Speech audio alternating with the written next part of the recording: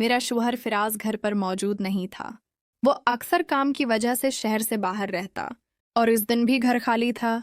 बस मैं अकेली थी और दरवाजे पर दस्तक हुई तो दिल में एक अजीब सी हलचल मच गई, क्योंकि मुझे पहले ही पता था कि ये दस्तक किसकी है। आरिज, फिराज का सबसे करीबी दोस्त, वो जो हमेशा मुझे ऐसी निगाहों से देखता था जैसे मुझे अपनी आंखों की गहराई मैं उतार लेना चाहता हो। उसकी नज़र में एक ऐसी भूख थी जो मुझे कभी सुकून से रहने नहीं देती थी। वैसे भी वो फिराज से ज्यादा ज़हीन, ज्यादा दलक्ष और ज्यादा प्रातमाद था, और मेरा दिल चुपके चुपके उसकी तरफ खंचता जा रहा था। जब दरवाजा बजा तो मैंने पूछा, कौन है? बाहर से उसकी आवाज आई, भाभी जान, मैं आरियज हूँ। उसने पहली बार मुझे भाभी जान कहा था और इस लफ्ज में एक अलग ही जादू था, जैसे वो इस लफ्ज से कुछ और ही पैगाम दे रहा हो। मेरे दिल की धड़कन अचानक तेज हो गई। मैंने फौरन दरवाजा खोल दिया, चेहरा कुछ उदास और बीमार सा बना लिया। धीरे से कहा, मेरी कमर में बहुत दर्द है आरियज भाई। उसने हंसी दबाते हुए कहा, अगर चाहिए तो मैं बालम लगा देता हूँ, दर्द फौरन ठीक हो जाएगा। उसकी बात सुनकर मेरी सांस तेज हो गई। मैं समझ गई थी कि वो असल में क्या कह रहा है, लेकिन मेरा दिल भी यही चाह रहा था। मैंने बस सिर हिला दिया और वो अंदर आ गया। कमरे का माहौल एकदम बदल गया। रोशनी मध्यम थी, सिर्फ एक छोटा सा लैंप जल रहा था। उसने बालम की ट्यूब निकाली, थोड़ा सा हथेली पर लिया और मेरे बिल्कुल पास बैठ गया। उसका चेहरा इतना करीब था कि उसकी गर्म सांस मेरी गर्दन पर पड़ रही थी। जैसे ही उसने कमर पर बालम लगाना शुरू किया, उसकी अंगुलियों का लम्स मेरे वजूद में आग सी भड़का रहा था। कभी हल्का सा दबाता, कभी अंगुलियां घुमाकर ज्यादा गहराई तक ले जाता। मेरे दिल की धड़कन इतनी तेज हो गई कि मुझे लगा शायद वो भी सुन रहा हो। मैंने पलकें बंद कर लें, होंठ काट लिए। वो धीरे से बोला, भाभी जान, लगता है बलम अपना काम कर रहा है। इसकी मुस्कुराहट, इसकी निगाहें, सब कुछ मुझे बेकाबू कर रहे थे। मैं चुप थी, लेकिन अंदर से पूरा वजूद पिघल रहा था। उसकी अंगुलियां कभी कमर के नीचे की तरफ सरकतें, कभी ऊपर की तरफ। मैंने उसका हाथ रोकने की कोशिश की, लेकिन हाथ हरकत न कर सका। कमरे में सिर्फ मेरी तेज सांसों की आवाज गूंज रही थी। आरिज और करीब आया। उसकी आवाज मेरे कान में गूंजी। मैं जानता हूँ भाभी जान, आप भी यही चाहती हैं, बस एक बार कह दें। मैंने उसकी तरफ देखा। उसकी आंखों में वही भूख छलक रही थी जो मैं पहले भी कई बार महसूस कर चुकी थी। मैं कुछ न बोली, बस आंखें झुका लें। उसने बालम टेबल पर रख दिया और मेरे और करीब आ गया। हमारे दरमियान सिर्फ एक सांस की दूरी थी। मेरी अंगुली इसके हाथ से जा मिली और मुझे करंट सा लगा। मैंने धीरे से कहा, आरिज। उसने मुस्कुराकर जवाब दिया, बस भाभी जान, अब मैं समझ गया। कमरे की हवा गर्म हो गई। दरवाजा बंद था, फिराज घर पर नहीं था, और हम दोनों एक ऐसे रास्ते पर थे जहां से वापसी मुश्किल थी। उसने सीधा मेरी आंखों में देखा। उसकी निगाहें जैसे मेरे पूरे बदन को कोर कर रही थीं। मैं चुप थी, बस होंठ काट रही थी। वो बोला, भाभी जान, अब बोलती क्यों नहीं? आपके चेहरे पर सब कुछ लिखा है। मेरे लिए खुद को संभालना मुश्किल हो रहा था। दिल बहुत तेज धड़क रहा था। मैंने दोपटा कुछ और संभाला और पलटकर उसे देखा। वो धीरे से करीब आया। उसके हाथ मेरी दोपटा पर रख गए। मैं एक पल के लिए सख्त हुई, लेकिन अगले ही लम्हे आंखें बंद कर लें, जैसे मैं भी तैयार हो चुकी हूँ। उसने हल्की मुस्कुराहट के साथ कहा, अभी दर्द कम करना है या और बढ़ाना है? मेरे होंठों पर मुस्कुराहट आ गई, लेकिन मैं चुप रही। इसकी आवाज, उसका लम्स, सब कुछ मेरे अंदर तूफान मचा रहा था। कमरे में लिमप की मध्यम रोशनी थी। इस रोशनी में उसका चेहरा और भी खूबसूरत लग रहा था। जब उसने दोनों हाथ मेरी दुपट्टा पर रखे तो मैंने सांस रोक ली। धीरे से कहा, आरीज। उसने फौरन जवाब दिया, बस भाभी जान, यही था आपके लिए। मुझे लगा जैसे वक्त रख गया हो। उसका हाथ धीरे धीरे नीचे की तरफ सरकने लगा। मेरा बदन नरम पड़ता जा रहा था। मैंने रोकना चाहा, लेकिन अंदर से ताकत न थी।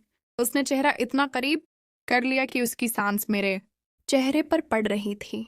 उसकी मुस्कुराहट जैसे कह रही हो, अब तुम मेरी हो। मैंने सिर झुका लिया और खुद को रोक न सकी।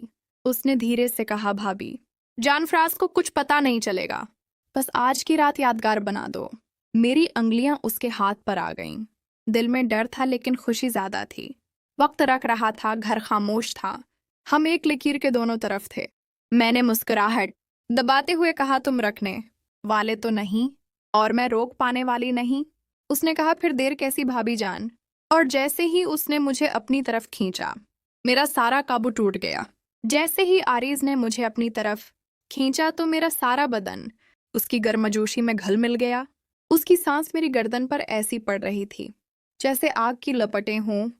मैंने एक लम्हे के लिए आंखें खोलें और उसकी आंखों में देखा तो वहां सिर्फ एक ही चीज थी, शदीद ख्वाहिश और इत्मीनान की अब मैं उसकी हो चुकी हूँ। उसने धीरे से मेरा दुपट्टा मुकम्मल तौर पर हटा दिया। इसकी अंगुलियां मेरी दुपट्टा से ऊपर की तरफ सरकने लगीं। मेरी सांस रख रख कर चल रही थी। मैंने उसके कान के पास जाकर आहिस्ता से कहा, आरिज बस अब और इंतजार ना करो। वो मुस्कुराया। उसकी मुस्कुराहट में फतह का रंग था। उसने मुझे आहिस्ता से बस्तर की तरफ ले जाया। हम दोनों गिर पड़े। उसका वजन मुझ पर था लेकिन वो वजन मुझे बोझ नहीं बल्कि सुकून दे रहा था। उसने मेरे बालों में अंगुलियां फेरते हुए कहा, भाभी जान, आज रात तुम सिर्फ मेरी हो। मैंने जवाब में बस उसकी गर्दन से लिपट गई। उसके हाथ मेरे वजूद पर घूम रहे थे, हर जगह लम्स करते हुए जैसे वो मुझे अपना नक्शा बना रहा हो। मेरे जिस्म में एक अजीब सी गर्मी फैल रही थी। हर लम्स के साथ मेरी सांस और तेज होती जा रही थी। वो मेरे के करीब आया। उसकी सांस मेरे वजूद को छू रही थी। मैंने आंखें बंद कर लें और इंतजार किया। अगला लम्हा वो बोसा इतना नरम था कि पहले तो मुझे लगा ख्वाब है, फिर वो गहरा होता गया। उसकी ज़्यान ने मेरी ज़्यान को छुआ तो पूरा वजूद कांप उठा।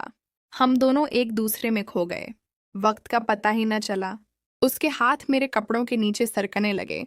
मैंने कोई मज़ाहमत नहीं की बल्कि खुद उसके हाथों को रहनुमाई दी। उसने मेरी कमर से नीचे की तरफ हाथ बढ़ाया। इसकी अंगुलियां ऐसी हरकत कर रही थीं जैसे वो मुझे मुकम्मल जांच रहा हो। मेरा वजूद उसके हर लम्स पर लर्ज रहा था। मैंने उसके कान में आ भरी, आरिज मुझे पागल कर रहे हो। उसने हंसते हुए कहा, अभी तो शुरुआत है भाभी जान। उसने अपने कपड़े उतारने शुरू कर दिए। उसका वजूद मजबूत और गर्म था। जब वो मुकम्मल मेरे सामने आया तो मैंने शर्म से आंखें मोड़ लें, लेकिन वो मेरा चेहरा पकड़कर दोबारा अपनी तरफ किया। उसने कहा, मुझसे नजरें न छिपाओ, आज सब कुछ देखना और महसूस करना है। मैंने उसकी आंखों में देखा और बस हाँ में सर हिला दिया। उसने मुझे दोबारा बोसा दिया, इस बार ज्यादा शदीद। उसके हाथ मेरे वजूद के हर हिस्से को छू रहे थे।